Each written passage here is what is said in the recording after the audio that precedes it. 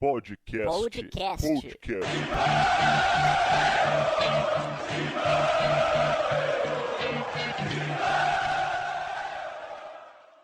Olá, bom dia, boa tarde, boa noite. Podcast Mão 109 está no ar. Hoje, com a ausência de Marco Belo, tá de folga, ganhou folga. Hoje, quem está comigo, Vitor Guedes, é Teleco e Vessone. Bom dia, boa tarde, boa noite, Teleco. Salve, Vitor Guedes, salve, Sony, salve, meus caríssimos ouvintes, todos corintianos, com certeza.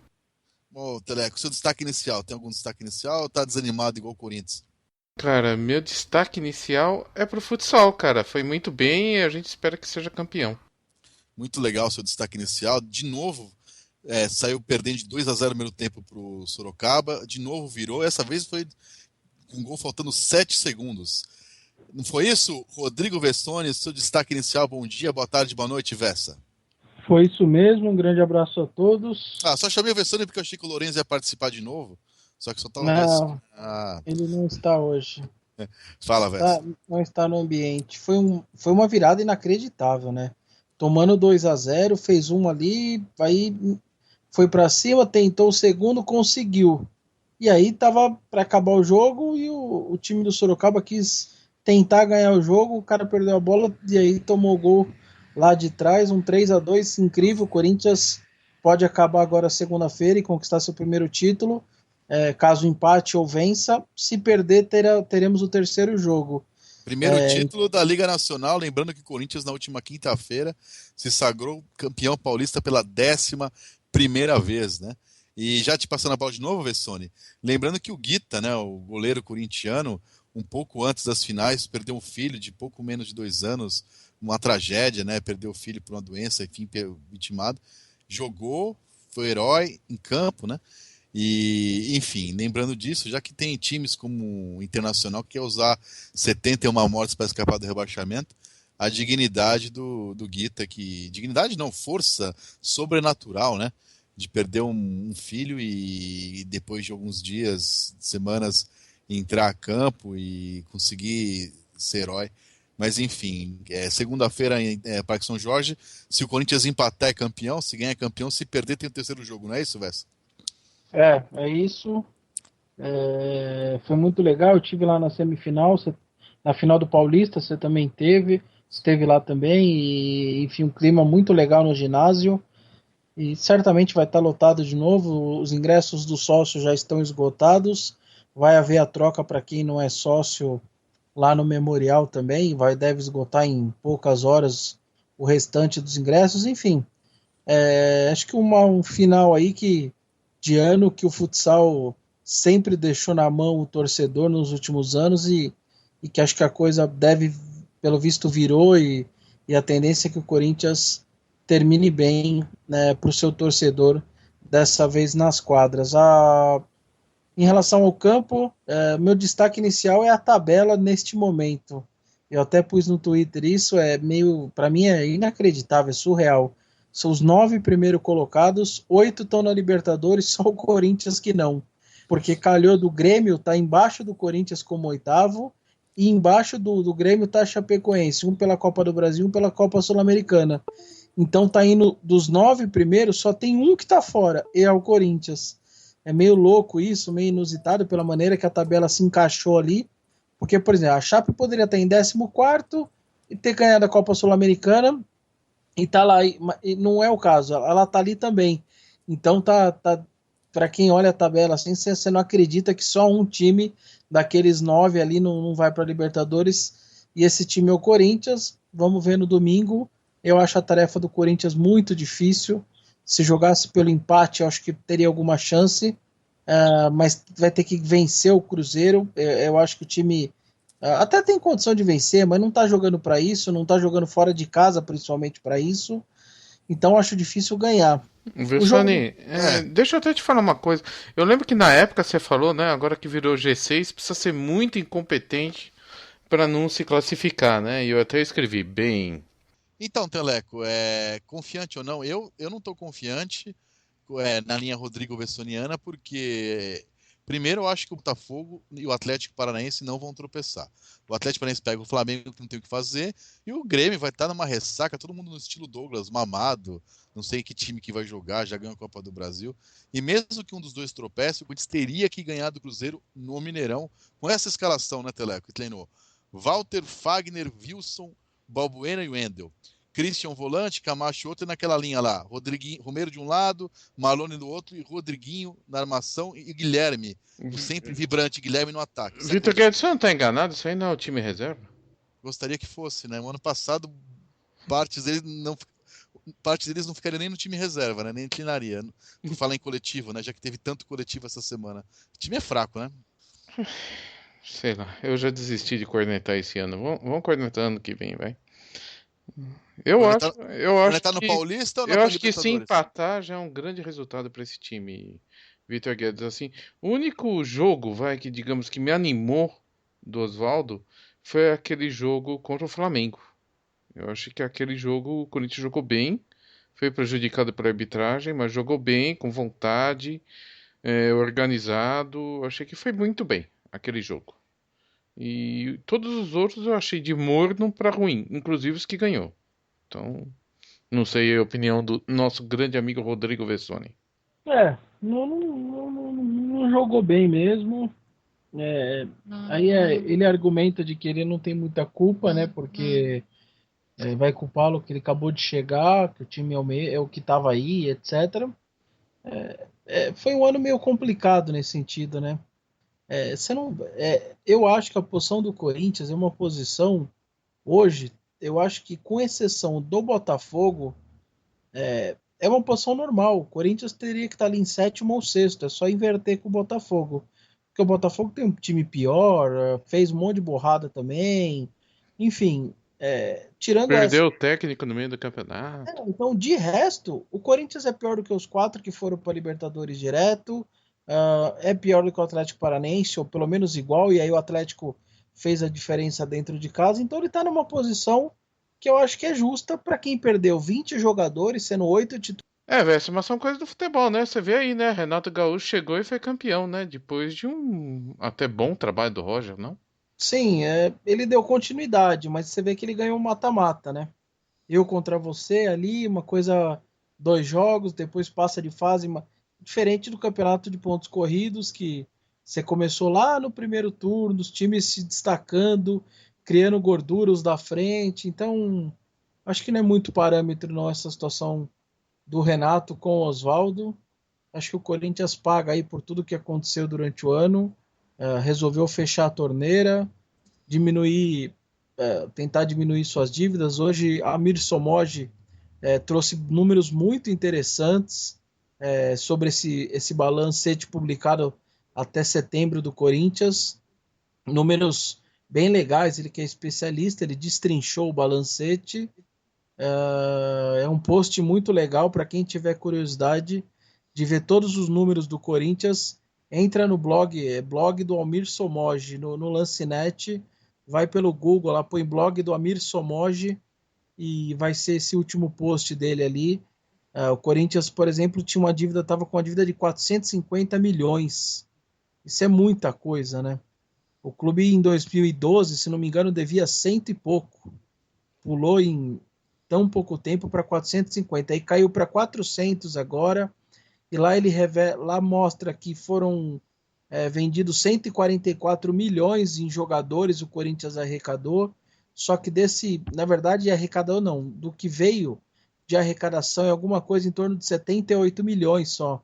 Porque você teve o percentual dos outros times, tem imposto cobrado pela Receita Federal, tem o câmbio, que quando vem o dinheiro de lá para cá, mais imposto, então perdeu muito dinheiro nesse meio do caminho, deve ter acho que provavelmente pagou para muitos empresários comissão, então sobrou alguma coisa em torno de 78 milhões de 144 que fez com jogadores. Tem a luva também da TV que entrou, o Corinthians vai ter a maior arrecadação da sua história, tá com mais de 425 milhões já tá, mas mesmo assim, com essa venda de jogadores, claro. Mesmo assim, a situação era muito complicada, você conseguiu diminuir um pouco a dívida, mas precisa diminuir mais. Então acho que o Corinthians, o Roberto, na verdade, faltou comunicação. Ele precisava ter falado isso, que ia fazer isso lá em janeiro, para que a torcida durante o ano inteiro tivesse essa ciência, e aí só viu saindo jogadores, e aí ninguém entende, né? E aí, Vitor Guedes, já comprou essa camiseta verde? Não, não tenho nenhuma camiseta verde, apenas a da Mangueira, que é verde e rosa, como eu disse no outro podcast de mão. E eu achei que a camisa que o Corinthians divulgou, colocou no seu Twitter, tem no meu Twitter, acho que tem em todos de vocês, que tem uma conta da Caixa para quem quiser prestar ajuda, com o símbolo da Chapecoense em preto de luto. Enfim, é uma homenagem que está sendo feita, acho suficiente. Não sei se é o ideal ou não, mas o Corinthians demorou muito para definir e deu espaço para essa polêmica. Acho que o Corinthians podia até jogar de verde, ou não, mas o Corinthians tinha que definir isso logo, não deixar que os outros definam por ele, né? Deixou espaço para muita polêmica. Tem 20 times, só se fala do Corinthians, o Corinthians vai usar, o que não vai usar. O Corinthians deu esse espaço, né? Sem dúvida, concordo com o Vitão nesse sentido. Era muito rápido ali. No primeiro e segundo dia anunciou, ó, nossa homenagem vai ser isso, e ninguém criaria enquete sobre o assunto, a polêmica, cada um para ter uma opinião. Já anunciava ali, ó, nós vamos fazer isso, ó, não vamos colocar verde, não está nos nossos planos. Pronto, já acabava com tudo, não tinha nem polêmica. E aí deixou que se alimentasse isso com declarações amistosas, tanto de jogadores, do treinador, de outras pessoas, que tem que ser o papel dos caras mesmo, com declarações amistosas, e aí foi crescendo e se transformou nessa polêmica aí, que eu vejo uma polêmica à toa. Minha opinião eu mantenho. Eu não viria problema nenhum se o Corinthians usasse o verde para uma ocasião tão especial como essa, que daqui a 100 anos todo mundo lembraria que teve uma vez que o Corinthians usou verde numa situação muito especial. Não vejo problema. Só que eu respeito aqueles que veem problema e que não gostariam de ver o verde por tudo, pela tradição do clube, tradição do torcedor. Parece que eu estou ficando em cima do muro, mas não é o caso. Eu, por mim, acho que não tem problema. Mas eu, de verdade, entendo e respeito muito aqueles que não gostariam de ver o Corinthians de verde. Também entendo essas pessoas. Eu não sou daquelas que acham que essas pessoas eles estão errados, são cabeça pequena, não pensam, não tem mente aberta. Não, eu não acho isso. Pelo contrário, eu entendo esses caras, entendo mesmo. Só que minha opinião é diferente, mas respeito e não critico quem pensa ao contrário de mim. Acho que é por aí, né? O Corinthians tem 30 milhões E de 170 milhões de torcedores, antes, né? né? E 170... Então, e cada um tem sua opinião, gente. É o que eu costumo falar, né? Para Corinthians não tem certo nem errado, né? Eu conheço, né? Muito corintiano agora, né? Por motivos óbvios. E tem gente que adora o Roberto, tem gente que detesta o Roberto, tem gente que tem camisa do Rodriguinho em casa, tem gente que tem pôster do Romero. Pô, tá todo mundo certo, né? Cada um tem sua opinião aí. Não vejo grandes problemas, segue o jogo e espero que enche de dinheiro a conta. E é por aí. Eu sinceramente não aguento mais esse assunto, né? Já deu o que tinha que dar, não as pessoas, as vítimas, têm que ser lembradas sempre. Agora, a polêmica, por trás da polêmica, da tragédia, acho que já deu, né? Já deu, enfim. Muito se usou o marketing da tragédia, da desgraça. Acho que já é um assunto que tem que ser superado. Enfim, quem quiser ajudar, que ajude.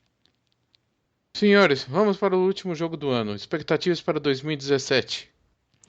Olha, eu acho que é melhor a gente esperar, né, esse último jogo. Vai que. Não tem Vai muito ter- jeito, Teleco. Vai ter que é, esperar esse jogo aí.